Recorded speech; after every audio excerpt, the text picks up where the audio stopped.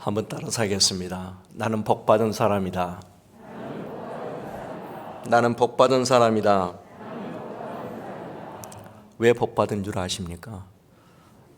제가 뒤에서 이 성가대 찬양을 하는 모습을 보면서 이번에 제가 우리 교회 이 성가대복을 우리 태국에 있는 교회에 줬더니 이 양반들이, 이 성도들이 저 옷을 입지를 못하는 거예요. 너무 귀한 옷이기 때문에 도무지 입을 수가 없다는 거예요. 그리고 우리가 한 달에 한 번씩 성찬을 하는데 성찬 때만 입겠다는 거예요. 평생에 한 번을 입을까? 입을 수 없는 사람들이 그거를 입고 성가를 하는데 눈물을 흘리면서 성가를 하는 거예요. 그 마음이 우리 마음 속에 있는지는 모르겠지만은 뒤에서 보니까 제 마음이 많이 울려지네요. 우리는 복받은 사람입니다. 믿습니까? 이런 좋은 여건에서 예배 드릴 수 있다라고 하는 것이 얼마나 큰 복인 줄 아십니까? 일단 갈 길이 바쁘니까, 시간이 없으니까 우리 영상부터 보겠습니다. 지금 저희들이 치앙마이 간지 지금 3년째입니다. 3년 하고 3년 동안 적응하기도 힘들었는데 하나님께서 은혜를 주셔서 사역을 하고 있습니다. 그 사역을 간단히 보고 말씀 전하도록 하겠습니다.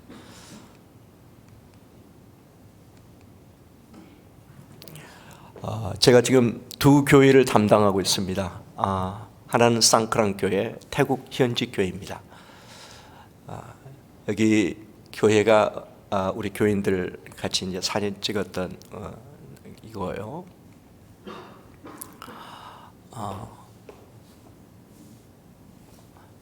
저기가 우리 이제 가족 캠프를 하면서 찍었던 사진이고, 주일날 식사하는 과정이고, 주일날 제가 설교를 하는 과정입니다.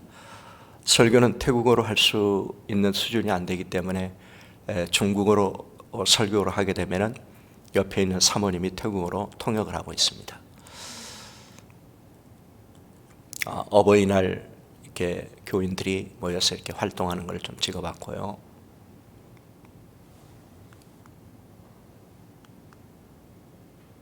추수감사절 우리 남전도 회원들,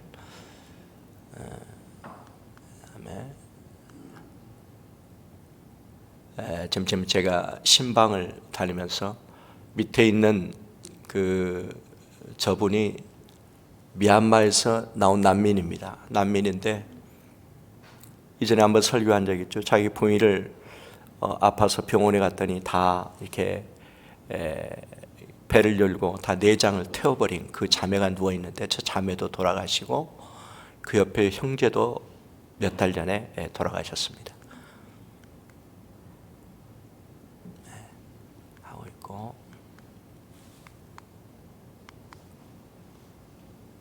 여기 이제 화교교회입니다. 여기는 이제 중국어로만 이제 설교하는 데고요. 정말로 미약한 교회입니다. 자립이 안 되는 미자립 교회. 저게 우리 교회입니다. 오른쪽에 있는 건물은 전도사님이 사는 데고 천장이 보이는 데죠. 왼쪽에 있는 교회가 교회입니다. 제가 우리 교회 전경도 우리 교인들하고 같이 찍었습니다. 저 옷입니다. 저 옷 때문에 우리 예배드리는 광경이고요. 저거 입고 찬양을 하고 있습니다. 저게 우리가 13주년 기념 예배를 드렸고요. 우리 주일학 학생들 13주년 기념 때 세례를 저렇게 줬고요. 세례할 데가 없으니까 침내기 때문에 저렇게 만들어서, 수조를 만들어서 드렸습니다.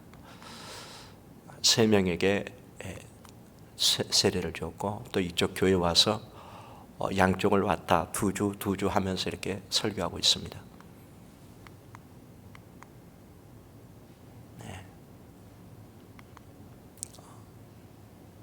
교인들 찍었던 사진이고요. 이제 우리 상주 서문교회 오셔서 기념 촬영했던 곳입니다.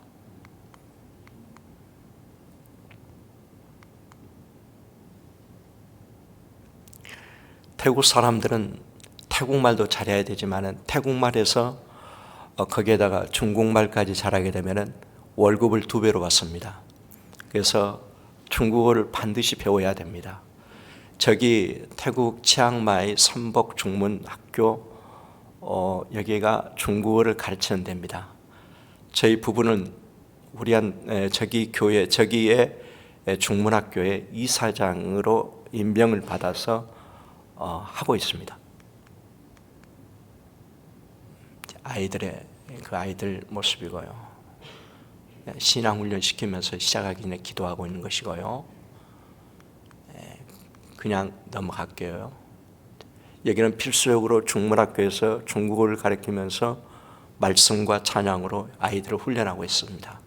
우리들의 소망은 저 아이들이 모두가 다 전도인이 되는 것을 목표로 안 되는 것처럼 보이지만은 나 하나님 믿습니다라고 하나님 앞에 걸고 저희들을 훈련시키고 있습니다.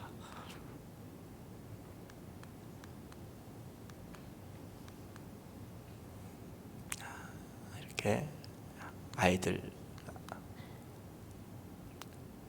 어린아이 3살부터 시작해서 고등학교까지 이제 이렇게 와서 공부를 합니다. 이 아이들이 HSK 5급을 받게 되면은 중국에 있는 운남 사범대학에 장학생으로 들어갈 수 있도록 지금 벌써 1명이 지금 나와서 5급을 받고 있습니다.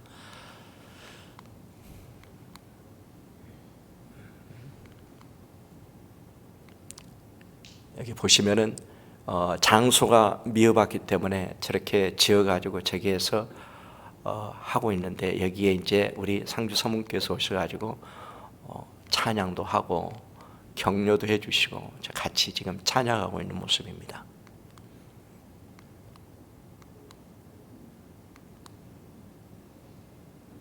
자, 저희 이제 사모가 이제 피아노를 가르치고 있는데 저 태국에는 이 음악 교육이 전혀 안 돼서 이 정도 성가대 가게 되면 그 1등급입니다. 1등급 전혀. 그래서 우리 교회에서 저기 지금 있는 저 쌍크랑 교회에서 성가대 없는 것을 성가대를 만들어 놨더니 얼마나 좋아한지 모릅니다. 그냥 우리가 할 일이 너무 많습니다. 지금 저기에서 10명을 가르치고 저 아이들이 지금 현지에서 또 자기 교회 가서 다른 교회 가서 지금 피아노를 치고 있습니다. 첫 번째가 우리 선복교회 사모님을 훈련시키고 있고요. 두 번째가 쌍크랑교회 전도사님 아들을 훈련시키고 있고요. 이렇게 지금 훈련들을 시키고 있습니다. 지금 시골교회 같은 경우에는 와서 배우기를 원하지만 우리 공간이 잘 안 되기 때문에 이제 방학 때 가르치려고 준비합니다. 타이아이 사역이라고 하는 것은 태국의 미얀마에서 넘어온 난민들입니다. 전 난민들이 중국어를 배우려고 지금 와 있는데 저 아이들이 지금 길거리에서 가르치는 겁니다. 저 지금 장소가 없어서 길거리에서 지금 가르치고 있는데 아이들이 그 견뎌내지를 못하더라고요. 아주 환경이 너무 안 좋은 애들인데 그래도 배우려고 하는 그 아이들에게 최선을 다해서 하고 있습니다. 여기가 그 미얀마 변경에서 넘어온 난민들, 이 사람들은 호구가 없기 때문에 절대로 그 지역을 평생 동안 넘어갈 수가 없어요. 거기에서 평생을 살다가 평생을 죽어야 할 아이들입니다.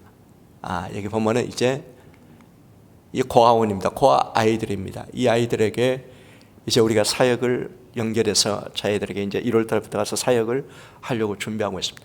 버려진 아이들, 전쟁 고아들, 어찌할 수 없는 아이들, 정말 먹을 것이 없어서 하루 한 끼 아니면은 좋은 날이면은 2끼를 먹고 살아야 할 만큼 버려진 아이들에게 필요한 것은 먹을 것도 먹을 것이지만은 복음이 더 필요하다는 것을 느끼고 그들에게 사역을 준비하고 있습니다.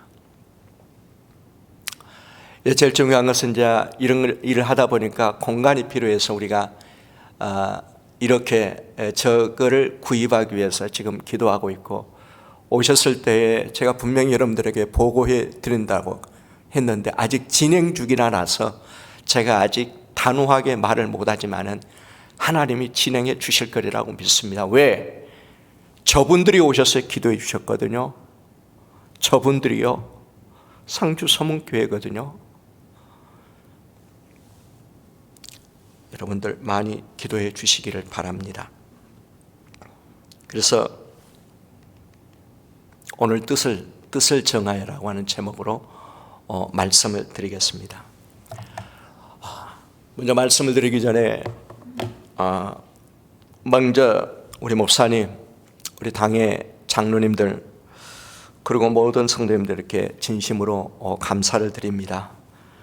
지난 8월 달에 여러분들이 오시는 그 시간이 우리에게는 너무 힘들었고 정말 힘들었던 시간에 오셔서 기도해 주시고 격려해 주신 우리 김희태 장로님 이하 17명의 우리 팀원들 한 번도 잊어버리라고, 여러분들이 왔다 간 순간부터 지금까지 한 번도 여러분들을 놓치지 않고 기도하고 있습니다. 왜?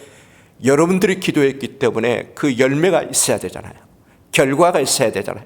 저는 주님 앞에 분명히 주님, 이분들이 오셔서 기도했으니까 이분들을 위해서라도 하나님은 답을 주셔야 된다라고 하나님 앞에 계속 기도하고 있습니다. 정말 여러분들이 오셔서 기도해 준 것은 무엇보다도 더 귀하고 큰 위로였습니다. 참 하나님 멋있다. 어떻게 알고 이렇게 보내셨지? 말씀을 들어보니 우리한테 올 수 없는 환경과 여건이었지만은 하나님 어떻게 감동시켜서 오셔서 단 하루를 가려고, 단 하루를 있다 가려고 시간도 재정도 아낌없이 사용하신 하나님 너무 멋있다. 저는 그 하나님을 믿습니다. 믿고 분명히 우리 상주 서문교회를 더 크게 사용하실 줄로 믿습니다. 다음에 와서는 하나님이 이렇게 하셨다라고 하는 결과 보고를 분명히 드리도록 하겠습니다. 이 세상에서 가장 축복된 자리가 어느 자리일까? 아무리 생각을 해봐도 이 자리, 이 시간만큼 축복된 자리는 없겠다. 이 자리는 우리가 단순히 와서 앉아서 말씀을 듣는 시간처럼 생각하실지 모르겠지만은 이 자리는 여러분과 하나님이 독대하는 자리입니다. 이 시간은 하나님이 임재하셔서 우리와 함께 하시는 자리입니다. 이 시간은 우리가 하나님 앞에 우리가 회복하는 그러한 시간입니다.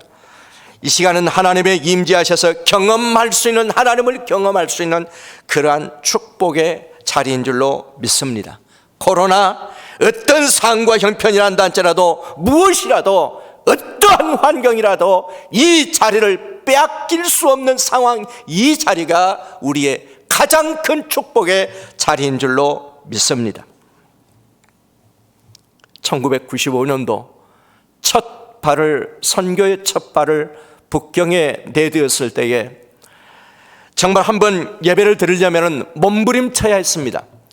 7층에 살면서 예배 드리려고 하면 1층에다가 배관을 들어서 2층구에 우리 가정이 예배 드리는 그 기도 소리를 발견하기 위해서 공안들은 벌써 와서 그 배관에 귀를 기울이고 있었습니다. 도무지 우리가 예배 드리는 시간이 되게 되면 먼저 예배 드리자 하면 아이들은 벌써 이불로 창문을 다 가려야 됩니다. 빛이 나가지 못하게 가려야 합니다. 그리고 예배를 드리게 되면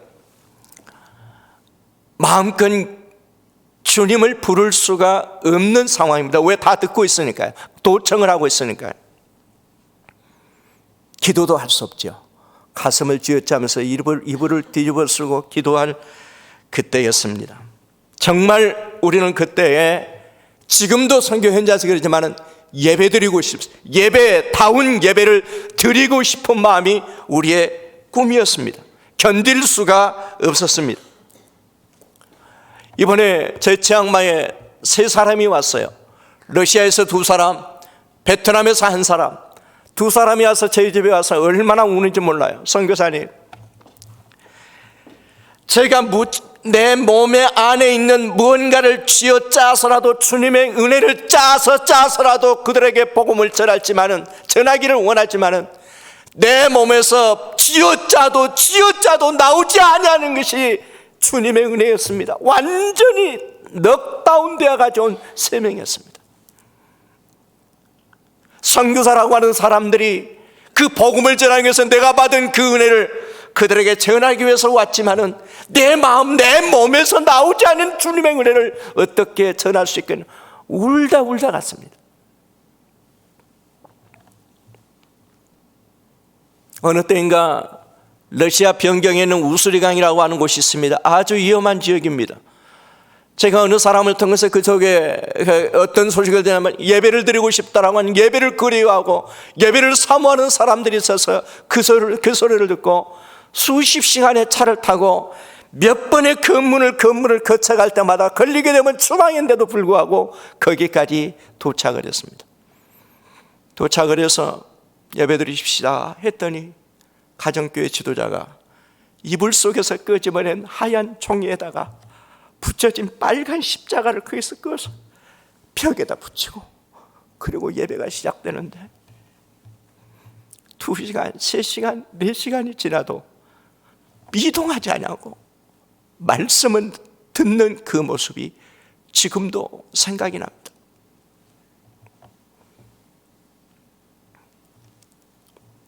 선교사 생활 28년째 우리말이 아닌 다른 말로 설교를 들어서 은혜를 받는다라고 하는 것은 정말 쉽지 않는 얘기입니다. 어렵습니다. 아니, 불가능한 얘기입니다. 그러니까 이 자리에서 여러분들의 찬양 소리를 들을 때 제 마음은 막 이럽니다. 선교사가 은혜를 받지 못하는데, 내가 받지 못하는,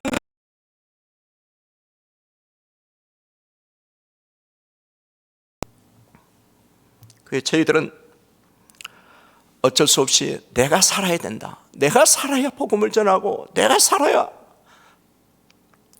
저는 잠이고 뭐고 새벽 3시면 일어납니다. 왜 그런 줄 아십니까?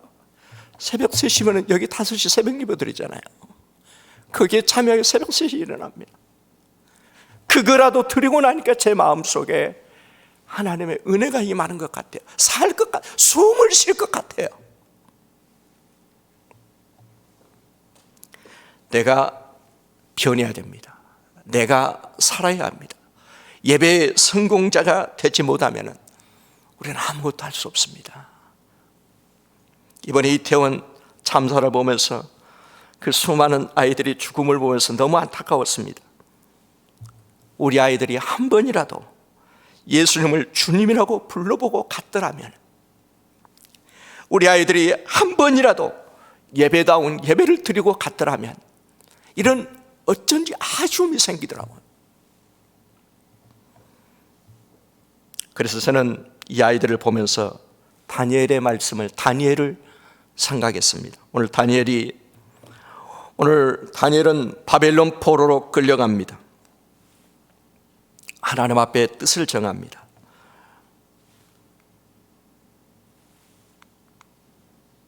예. 뜻을 정하는데 오늘 8절의 말씀에 보면 1장 8절의 말씀은 다니엘은 뜻을 정하여, 이거 안 나오네요. 다니엘은 뜻을 정하여라고 하는 말씀이 나옵니다. 이 뜻은 그냥 뜻이 아닙니다. 흔들리지 아니하는 신앙입니다. 어떤 상황에도 요동하지 아니하는 신앙의 뜻입니다. 다니엘과 세 친구들은 바벨론 포로로 끌려왔습니다. 왕은 그들의 이름부터 바꾸어버립니다. 원래 다니엘이라 하는 뜻은 하나님은 나의 재판장이시다, 하나님은 나의 심판자이시다, 나의 삶과 나의 인생의 주인이시며 주관자라고 하는 그러한 의미를 가지고 있습니다. 이름을 바꾼다라고 하는 것은 다니엘의 정체성과 사상을 완전히 바꾸어버리겠다라고 하는 의미입니다. 바빌론의 문화로는 다니엘의 모든 것을 바꾸어 버리겠다라고 하는, 바꾸려고 하는 것입니다.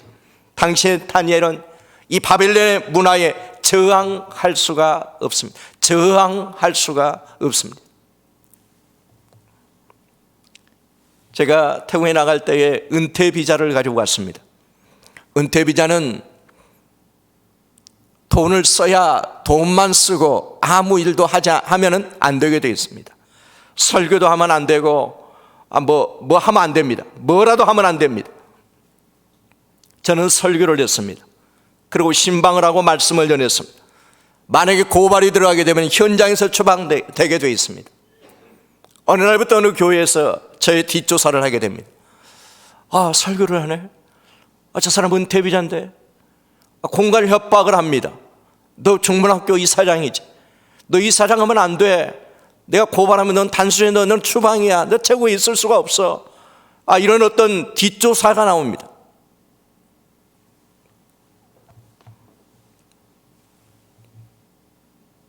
제가 선교사로 나왔는데 다시 한번 중국에서 추방을 나오고 또 태국에서 추방을 나간다고 한다면 하나님의 영광을 가릴 것 같아요.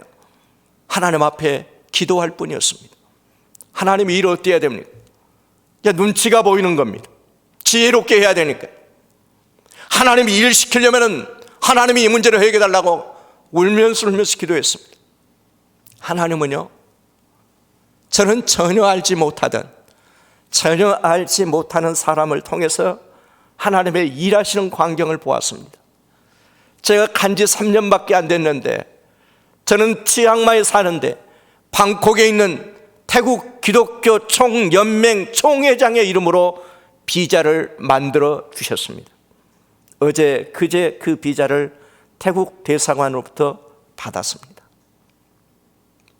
종교 비자도 아닙니다. 선교사 비자도 아닙니다. 특별한 비자입니다. 종교 비자나 선교사 비자를 받게 되면 그 일만 해야 됩니다.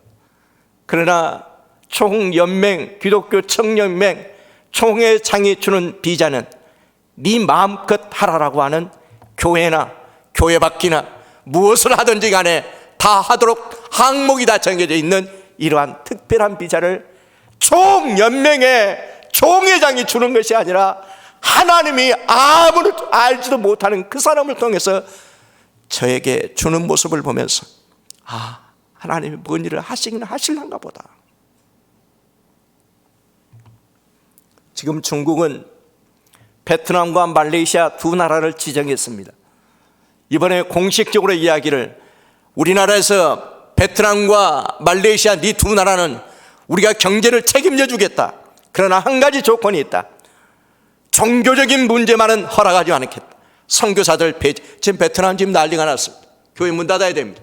선교사들 추방 나갑니다. 말레이시아도 마찬가지입니다.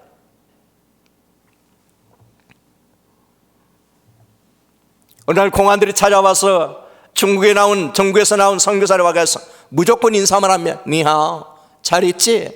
잘 살지? 그 말만 하고 돌아갑니다. 치앙마이에서 말입니다. 그 다음날 다른 공안이 나옵니다. 니하오, 잘 있지? 또 가버립니다. 3번 또 옵니다.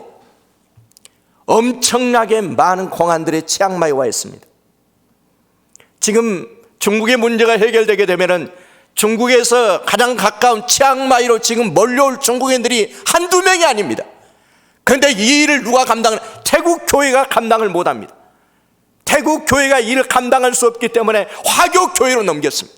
화교 교회는 이 일을 준비하고 있습니다. 태국 교회가 아무리 준비한다고 하지만은 언어가 안 되기 때문에 안 됩니다.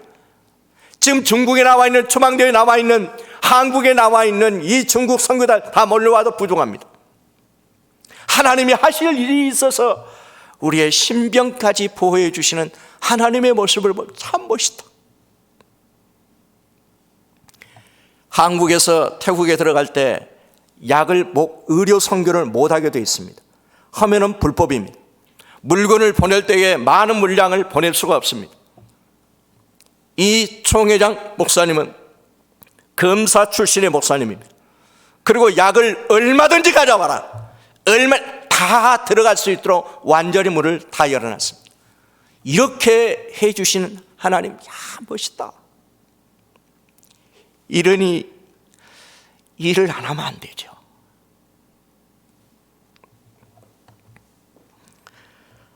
사랑하는 성도 여러분, 내가 급한 것처럼 보였지만은 제가 받았을 때 하나님이 더 급한 것이었습니다.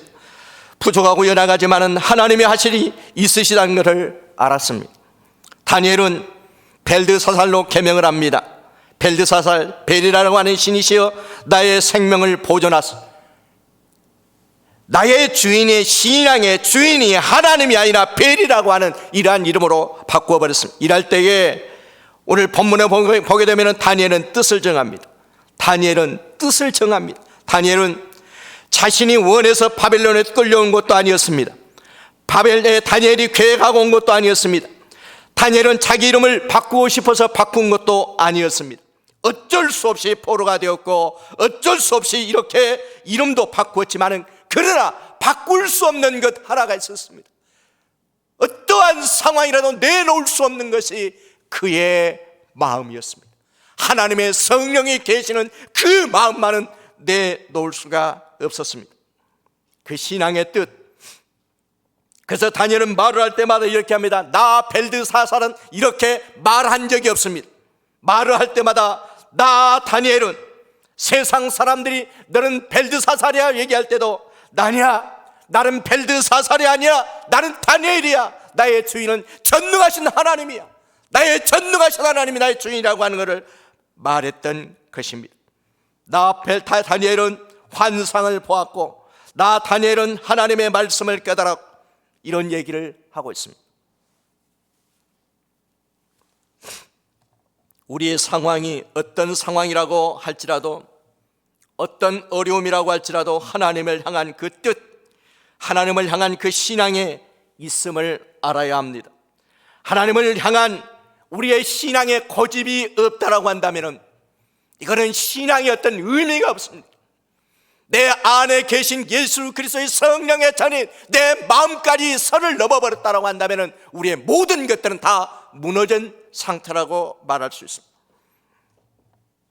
우리가 예배를 드리지만은 우리 겉으로는 얼마든지 포장할 수 있습니다.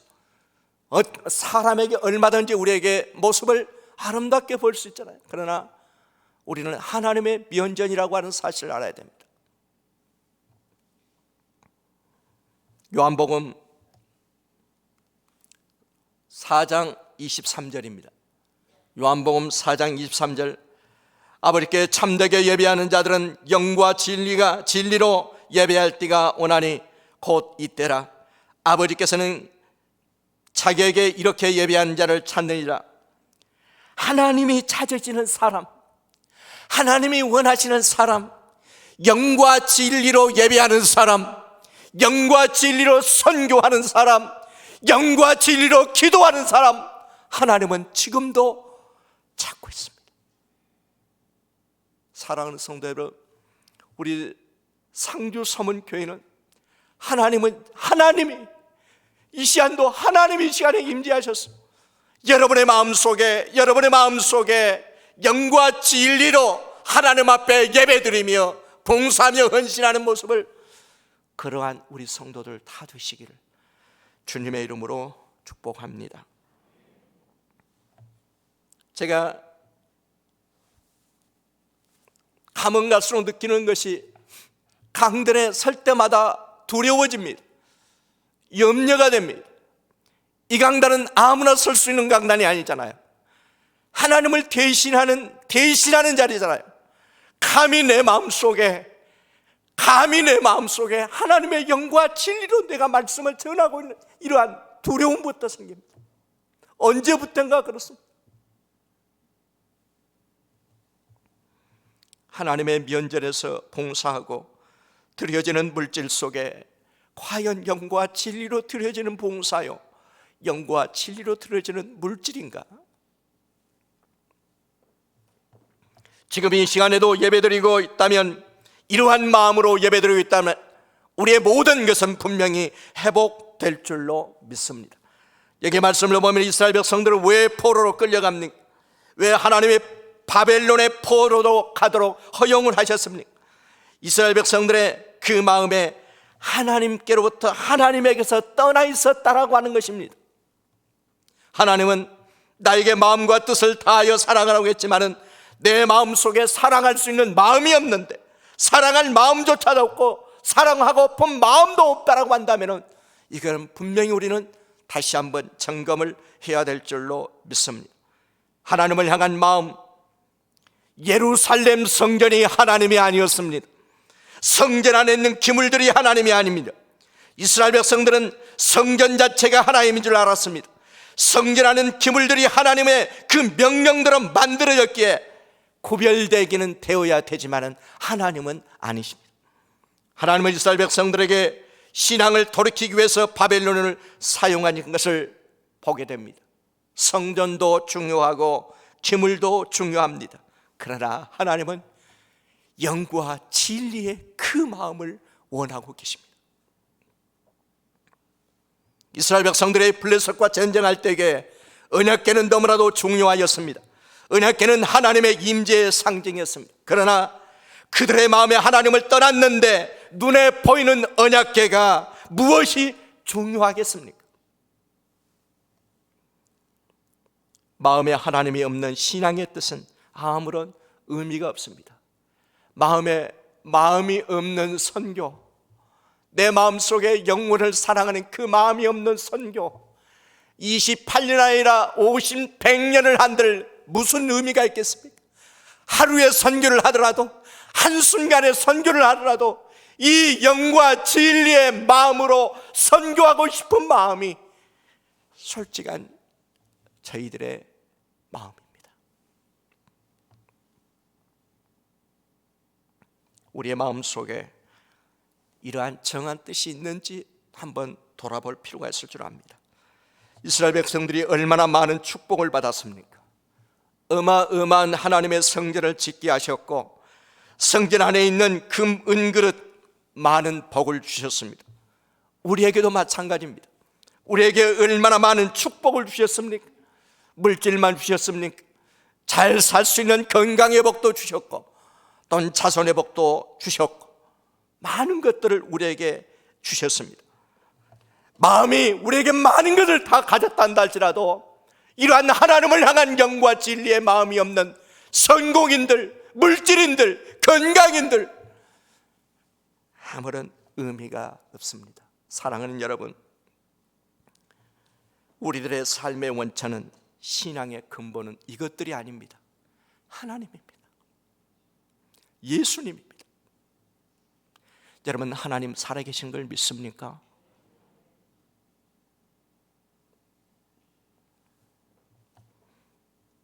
하나님을 속일 수 없다라고 하는 부분을 우리는 분명히 알아야 됩니다. 태국의 어느 교회에 위에다 교회를 딱 지어놓고 이 옹벽이 있었어요. 옹벽 밑에 누가 사느냐 하면 어떤 할머니가 살으셨어요. 그 할머니가 원했던 것은 그 교회가 자기 집을 사기를 원했어요. 그런데 일반 가격으로 부른 것이 아니라 10배를 불렀어요. 교회가 좀 살 수 있는 것 같아가지고. 그냥 교회는 너무 비싸기 때문에 살 수가 없어요. 어느 날부터 이 할머니는 꾀를 냈어요. 아침에 일찍 일어나가지고 그 옹벽 밑을 이제 호미로 파기 시작했어요.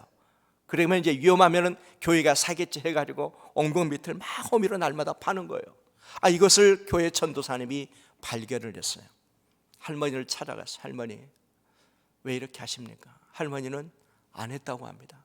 내가 안 했어요. 절대 안 했어요. 할머니는 계속 당신 했지 않느냐고 전사님이 계속 안 했어요. 절대 안 했어요. 이때 전도사님이 딱 한마디 합니다. 내가 마지막으로 묻겠다. 내가 하나님 앞에서 묻겠다. 내가 하나님 앞에서 묻겠다. 그 할머니가 무릎을 꿇고 통곡을 하면서 잘못했다고 빌기 시작했어요. 몽족이에요. 그 사람은 하나님을 믿는 사람도 아니에요. 마지막 말인 하나님 앞에서 묻겠다고 하니까 무릎을 꿇더라 이 말이에요. 하나님을 믿지 않는 사람도 하나님의 살아계심을 알아요. 우리는 하나님을 아버지라고 부르는 사람들이에요. 주님으로 부르는 사람들이에요. 왜 우리의 마음속에 믿음이 없죠? 왜 우리는 염려하며 살죠? 왜 우리는 세상을 두려워하며 살지요? 전능하신 하나님이 내 앞에 계시는, 살아계신 하나님이 나와 함께 하시는데 왜 우리는 염려하고 살아야 되죠? 코로나 시기에 어느 한 교회에서 교인들이 전혀 교인들뿐만 아니라 그 동네 사람들이 할 일이 없어진 거예요. 그래서 기도하는 가운데 그 전사님은 이러한 제안을 합니다. 너네들이 믿는 사람이나 안 믿는 사람이나 성경을 마태복음을 한 권을 쓰게 되면은 500바트, 우리가 또 한 2만 원 정도 돼 큰 돈입니다. 500바트를 주겠다. 그래가지고는 2권을 쓰게 되면은 1000바트, 큰 돈입니다. 1000바트를 이렇게 주겠다. 이 광고를 했더니 가게를 하는 사람들이 다 문을 닫았어요. 그리고 집안에서 성경을 쓰기 시작했어요. 성경 1독을 써보세요. 얼마 되겠어요? 중요한 것은 그 사람들이 성경을 쓰고 나서 지금 교회 나서 예배를 드리고 있다고 하는 거예요. 어떠한 방법으로든지 그들로 하여금 주님의 앞에 나서 예배하게 하면 되는 겁니다. 그 전사님이 저에게 그런 얘기를 해요. 당신은 할 때 절대로 500바트 준다고 하지 말아라. 도무지 돈이 너무 많이 들어가서 도무지 못하겠더라. 처음에 시작할 때 100바트, 200바트 그렇게 해야지. 그래서 너무 많이 돈이 들어가니까 뭐 한 달에 뭐 몇백만 원 들어가야 되니까 안 되겠다 해가지고는 멈춰버렸어요. 하나님은 살아계십니다. 여러분, 내가 믿는 하나님, 여러분의 하나님, 우리의 하나님이십니다.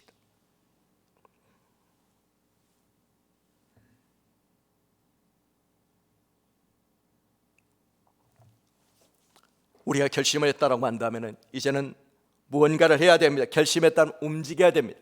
말로만 하는 결심이 아닙니다. 구체적으로 정하지 않으면 세상에 밀려다닐 수밖에 없습니다. 나도 모르게 세상과 자연에게 희석될 수밖에 없습니다.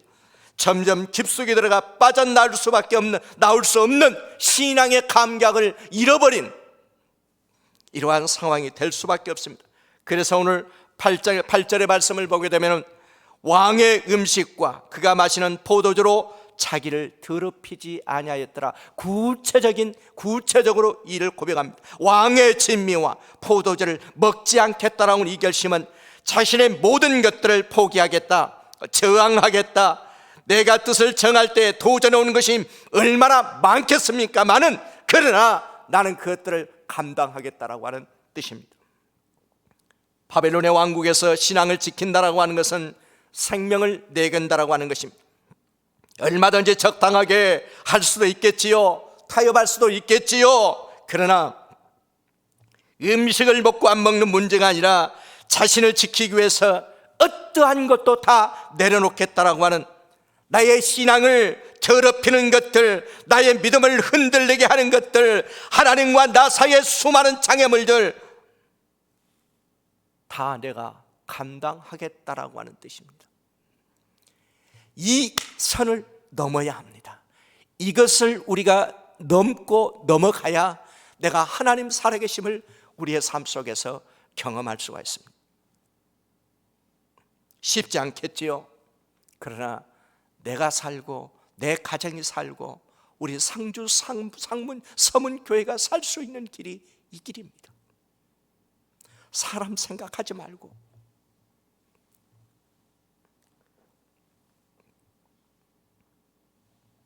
내가 그것들을 먹는 순간 바벨론의 우상의 영향을 받는다라고 하는 것은 다니엘은 알았습니다. 다른 것들은 다 타협을 해도 이것만은 안 됩니다. 내 신앙을 타협하는 것은 하나님 앞에서 내가 정한 그 뜻, 그 신앙의 뜻을 타협한다라고 하는 것은 절대로 안 됩니다. 나는 다른 사람들보다 기독교인답게 살아야 된다라고 고백을 합니다. 이럴 때 사단은 꼼짝도 하지 않을 것입니다. 한번 해봐라.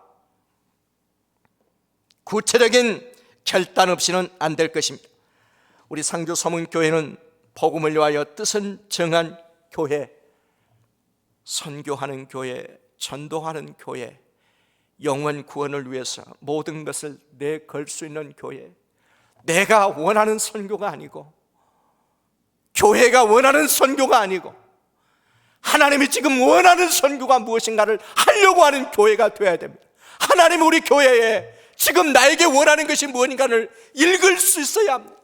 하나님 우리 교회에 지금 상주 서문교회 원하는 것이 모르시겠다고요? 여러분들 기도할 때 다 말씀했잖아요. 우리 주님이 알아듣도록 다 말씀해 주셨어요. 이미 여러분들이 기도할 때에 주님을 부르기 전부터 여러분들에게 이렇게 해야 된다라고 하는 걸 다 말씀해 주셨어요. 이 강단을 통해서, 하나님의 말씀을 통해서 여러분들이 다 이해할 수 있도록 하나님은 이미 다 여러분들에게 말씀해 주셨어요. 여러분들이 신앙생활 하면서 내가 선교를 위해서, 영혼을 살리는 위해서 무엇을 해야 되겠다, 내 의지로 정할 것이 아니라 이미 정해진 것을 내가 믿음으로 행동할 때에 하나님이 일하신다라고 하는 사실을 믿으시기를 바랍니다. 순종해야 합니다. 거기까지 가기가 쉽지는 않겠죠. 그러나 해야 합니다. 나의 생각과 삶의 방식도 바꿔야 하고요, 습관도 생각도 바꿔야 하고요, 내 시간과 내 계획도 수정해야 하고요, 구체적으로 정해야 합니다. 뜻을 정하고 기도할 때에 하나님의 일하신 모습을 저는 선교 현장에서 너무나 많이 봤어요. 너무나 많이 경험했고요. 다니엘은 그가 정한 대로 왕의 진미와 포도주를 거부하였습니다. 죽음을 당할지도 모릅니다. 자신의 전부를 건 도박이나 마찬가지였습니다. 그러나 그는 그 정한 뜻을 위해서 기도하였습니다. 하루에 3번씩 기도했습니다. 우리가 다니엘서 6장 10절의 말씀을 보면은 다니엘이 이 조서에 왕의 도장이 찍힌 것을 알고도 자기 집에 돌아가서는 윗방에 올라가 예루살렘으로 향한 창문을 열고 전에 하던 대로 하루에 3번씩 무릎을 꿇고 기도하며 그 하나님께 감사하였더라. 제가 이 말씀을 묵상하면서요, 그 다니엘의 기도는 우리가 하는 기도하고 달랐을 거예요. 하루에 3번 기도하는 거 쉬운 줄 아십니까? 이게 말씀을 보면은요, 다니엘은 기도할 때에 조서에 의인이 찍힌 줄 알면서, 의인이 찍힌 줄 알면서 기도실에 올라가는 그 마음을 여러분 좀이라도 이해하겠습니까? 죽는다라고 하는 것이잖아요. 예루살렘을 향한 창문을 열었을 때에 몸은 그 윗방에 앉아있지만은 그 마음은 이미도 하나님의 계신 그 성전에 그 마음이 가 있었어요. 하루도 빼지 않냐고 3번씩 기도할 때에 그의 마음, 그리고 제일 마지막 그는 그의 하나님께 감사했더라. 죽는 것을 감사하고 있어요, 기도하면서.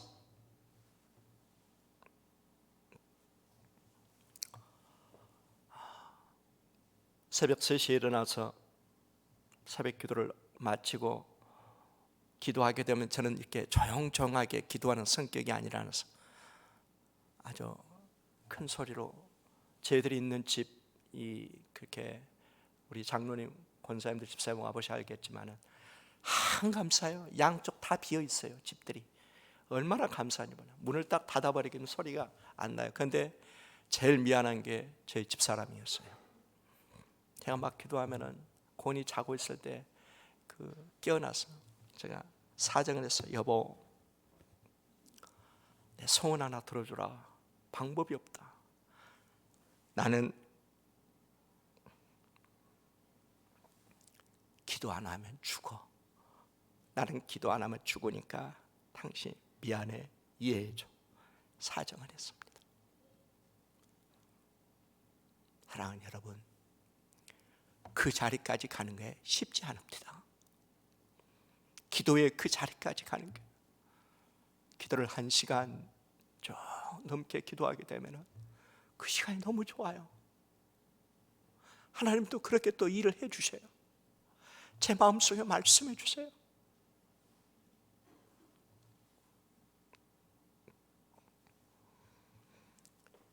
기도할 때 하나님은 일하십니다. 일하십니다. 분명히 일하시고 말씀해 주시고 응답해 주십니다. 8절의 말씀을 9절의 말씀 보면은 하나님이 다니엘로 하여금 환관장에게 은혜와 긍휼을 얻게 하시니라. 누가 일하시냐면 하나님이 환관장의 마음을 움직여 주셨어요. 다니엘이 환관장에게 요청하는 게 아닙니다. 다니엘은 기도만 했습니다. 다니엘은 하나님을 기도만 했을 때에 환관장의 마음을 움직이신 분은 하나님이었습니다.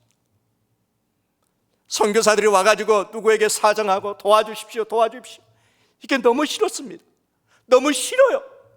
내 자존심이 있죠. 그렇게 하고 싶지 않아. 그래서 또 기도하게 되는 거예요. 우리가 내 일도 하는 것도 아닌데 하나님의 일하는 것인데 왜 우리가 어느 분한테 문안 인사를 드리려고 전화를 했더니 전화를 안 받아요. 그분이 뭐라 하신 줄 아십니까? 누구를 통해서 들었어요. 선교사 뭐 또 도와달라고 하는 전화겠지 하고 일부러 안 받았대. 막 화가 나는 거예요. 하나님 앞에 내가 좀 원망을 했어. 하나님 이러려고 우리 파송했느냐고. 왜 사람들이 이렇게 우리를 이러한 멸시를 받으면서 우리가 선교를 해야 되느냐고 하소연을 했어요. 우리 이러고 싶지 않아요. 하나님 보냈으면 하나님 알아서 해야지. 제가 이런 소리 들어요. 안 만나려고 그래요. 만나서도 안 돼요. 그런 마음으로 그분들이 헌금한들 또 선교를 한들 하나님이 받아주시겠어요?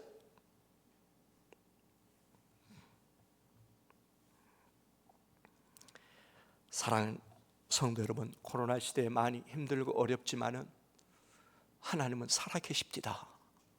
뜻을 정하고 기도하세요. 여러분, 우리가 살 날이 오래될 것 같죠? 주님 금방 오세요. 그리고 여러분들이 죽음의 문턱에 섰을 때에 깨닫지 마시고 말씀을 듣고 깨달았을 때 뜻을 정하고 기도하세요. 여러분의 마음속에 조그마한 여유가 있을 때에 선교도 하시고 전도도 하시고 영혼들을 위해서 한번 일해보세요. 우리는 어차피 천국에 가서 하나님의 면전에 서야 될 사람들 아닙니까? 하나님의 면전에 섰을 때에 우리는 주님으로부터 뭔 말을 들어야 되지 않겠습니까? 그러한 기회를 줬음에도 불구하고 하지 않냐고 하나님의 면전에 섰을 때에 이미 기회는 우리에게 없습니다. 곧 옵니다. 금방 옵니다. 하나님의 면전에 설 날이 금방 옵니다. 마지막 때임을 우리는 알고 그때마다 주님이 주시는 그 지혜를 깨달아야 될 줄로 믿습니다. 시간이 벌써 이렇게 가버렸네요. 다니엘처럼 뜻을 정하시고 힘들어도 하세요. 힘들어도 하시고 또 사람이 평가할 일이 아니고 제일 두려운 게 그건 같아요. 제 현장에 80 드신 목사님하고 사모님 오셔가지고 어느 날 선교 현장에 있는데 하늘을 멍하니 쳐다보고 있어요. 목사님 지금 무슨 생각하세요? 선교사님, 내가 이제 하나님 앞에 설 날이 얼마 안 남은 것 같은데 내가 하나님 앞에 뭐라고 해야 될지 모르겠다. 그러면서 우시는 거예요.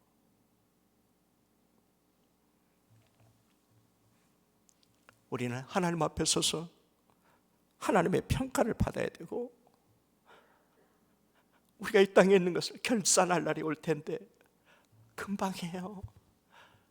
많지 않아요.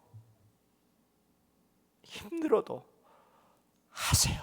그리고 그 뜻 정하고 엎드려 기도하세요. 다니엘만큼은 안 되겠지만은 그러나 조금이나 닮아가려고라도 노력이라도 하십시오. 코로나 시대에 교회가 어려운 것은 기도가 안 나올 때가 많지요. 안 되지요. 코로나 핑계 대지 마세요. 왜 코로나 핑계를 대요?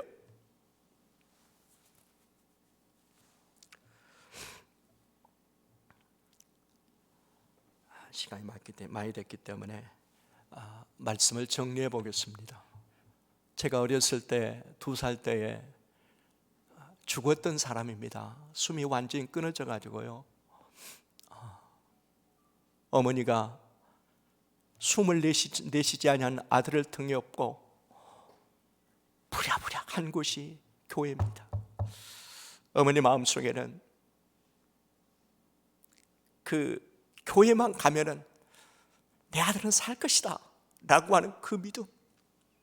그날 마침 금요 철학기도 했어요. 그거를 저를 그 가운데 놓고 밤새껏 기도했나 봐요. 하나님은 그 어머니의 마음을 보신 거예요.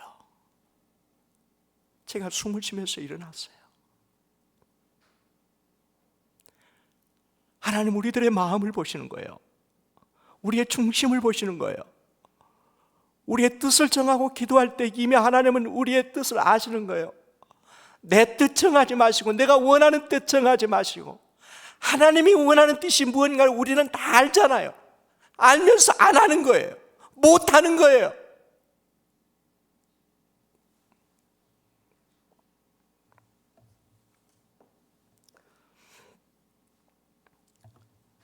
눈에 보이는 것은 미약하지만은 저는 상황도 형편도 남들처럼 그렇게 여유 있는 부분은 아니지만 하나님이 하실 것을 믿거든요. 나는 하나님을 믿거든요. 그분이 하실 것을 믿고 순종하는 마음으로 남은 선교를 감당하려고 합니다.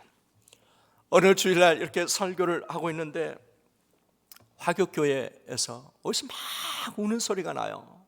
그것도 그냥 훌쩍훌쩍 하는 게 아니라 통곡으로 우는 거예요. 고개를 들어서 봤더니 그 교회 전도사님이 말씀에 부딪혀서 어쩔 줄 몰라서 일어서서 막 통곡을 하는 거예요. 그때부터 하나님이 일하시더라고요. 교회가 변하더라고요. 성도들이 변하더라고요. 내가 변하니까, 내가 변하니까. 늘 입에서 나오는 말씀은 뭔가를 의지하려고 하는 그러한 말이었지만 그 순간부터 하나님 앞에 무릎을 꿇기 시작하더라고요. 그 맛을 아니까.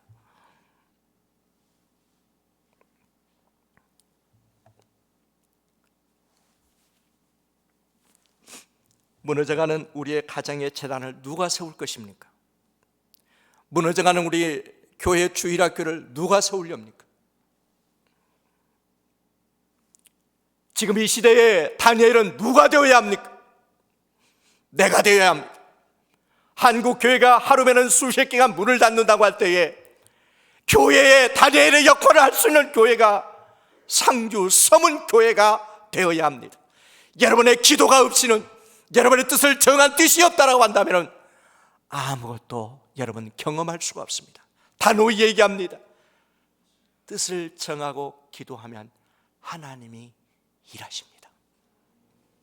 마지막으로 우리 시편 81편 10절 말씀입니다. 우리 다 같이 한번 읽겠습니다. 시작.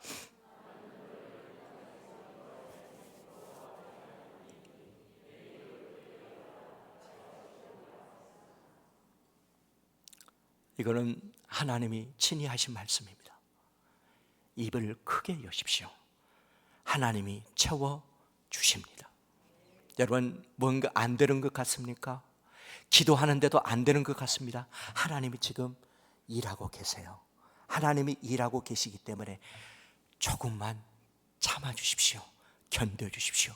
입을 크게 열고 하나님이 채워주시는 그 하나님의 역사를 경험하시는 우리 상주 서문교회와 우리 성도들 다 되시기를 주님의 이름으로 축원합니다.